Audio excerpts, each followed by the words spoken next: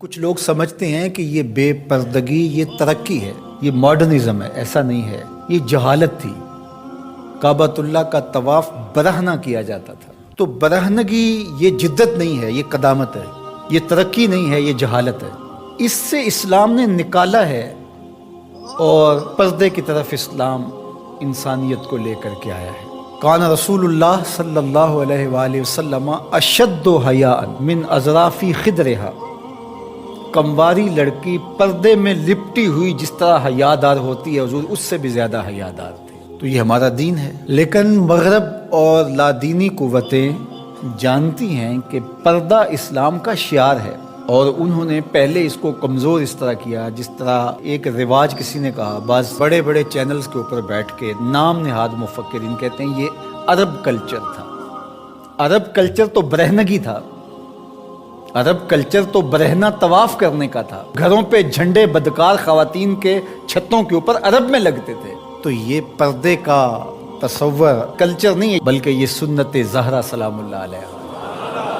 اللہ کے محبوب نے فرمایا ہر دین کی کوئی الگ شناخت ہوتی ہے، الگ پہچان ہوتی ہے، ہر دین کا ایک الگ نشان ہوتا ہے۔ تو اسلام کی وہ خاص چیز، وہ خاص نشان، خاص پہچان پردہ ہے، حیا ہے۔ اور اگر حیا چلا جائے تو پھر دین بھی چلا جاتا ہے۔ ایک روایت میں فرمایا حیا اور ایمان دو آپس میں جڑی ہوئی چیزیں ہیں، ان میں سے ایک چلا جائے گا پیچھے پیچھے دوسری شے بھی چلی جائے گی۔ تو لادینی قوتیں اس بات کو جانتی ہیں کہ اگر حیا چھین لیں گے تو ایمان اس کے پیچھے پیچھے اس راستے سے جو حیا کے چھننے سے بنے گا، تو انہی قدموں پہ ایمان بھی رخصت ہوتا چلا جائے گا۔ تو لہٰذا ان کو یہ کہو کہ تم ترک ایمان کرو تو یہ تو کبھی راضی نہیں ہوں گے، تو اس لیے انہیں پردے کا ترک کروایا جائے، انہیں حیا کے جوہر سے محروم کیا جائے تاکہ یہ ایمان کے جوہر سے بھی محروم ہو جائے۔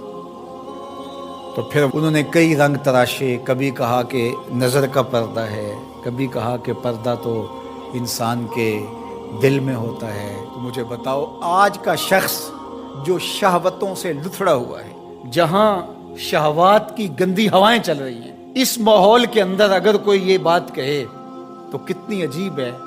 جس ماحول میں تقدس کی باد صبا چلتی تھی اور وہی اترتی تھی، اور جبریل کو وہی لے کر کے آتے صحابہ نے دیکھا تھا، اور قرآن اترتا تھا، اور قرآن پڑھانے والے سکھانے والے خود صاحب قرآن تھے، وہ صحابہ، ان کو جب پردے کا حکم دیا گیا اور ان کو نظریں نیچی رکھنے کا حکم دیا گیا تو میں اور آپ کون ہوتے؟ جب ابو بکر و عمر کو کہا گیا کہ نگاہوں کو نیچا رکھنا، جب عثمان و علی سے کہا گیا کہ نگاہوں کو نیچا رکھنا، جب سیدہ عائشہ، حضرت ام سلمہ، حضرت میمونہ، حضرت زینب، سیدہ فاطمہ تو زہرا سے کہا گیا کہ تم اپنے پردے کی حفاظت کرنا، تو مجھے بتائیے اس تقدس مآب ماحول کے اندر بھی جب پردہ کرنے کے لیے مومنوں کی ماؤں کو حکم دیا گیا، اور ابو بکر و عمر، عثمان و علی، عشرہ مبشرہ جن کی جنت کی ضمانت بھی رسول اللہ نے دی ہے، تو جب ان کو بھی کہا گیا کہ نگاہوں کو نیچا رکھنا، تو میں اور آپ کس شمار میں ہیں؟ تو یہ ایک نفس کی کہانی ہے جو ہم گھڑ کے بیٹھ گئے، کہا کوئی بات نہیں جی، پردہ تو دل کا ہوتا ہے۔ بحالت مجبوری خواتین کو گھر سے نکلنا پڑتا ہے، لیکن اس میں بھی اس کو تاکید کی گئی کہ تیرا پردہ کسی صورت کے اندر بھی ختم نہیں ہونا چاہیے۔ میں خراج پیش کرنا چاہتا تھا یہاں ہماری ہمسائیگی کے اندر اس خاتون کو جس نے اللہ اکبر کا نعرہ لگا کر کے بتلایا کہ یہ امت ابھی بھانج نہیں ہوئی، اس امت میں آج بھی بیٹیاں موجود ہیں جو اپنی آبرو پر پہرا دے سکتی ہیں، اور یہ حالات بتاتے ہیں کہ یہ امت مرنے کے لیے نہیں، قیامت تک قائم رہنے کے لیے پیدا ہوئی ہے انشاءاللہ۔ اس دبی ہوئی راکھ میں چنگاریاں موجود ہیں، جو وقت آیا تو شعلہ جوالہ بھی بن جائیں گے انشاءاللہ العزیز۔ اقبال نے ایک بات کہی تھی، اگر پندے ز درویش پذیری، ہزار امت بمیرت تو نہ میری، بطول باش و پنہا شو ازیں اثر کہ در آغوش شبیر بگیری۔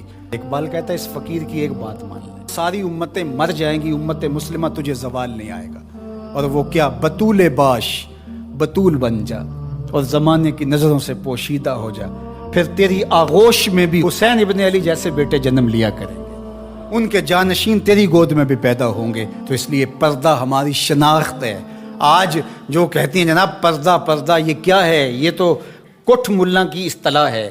کچھ بولتی ہے جناب یہ دقیانوسیت ہے، کوئی کہتی ہے یہ زمانہ قدیم کی کہانیاں ہیں۔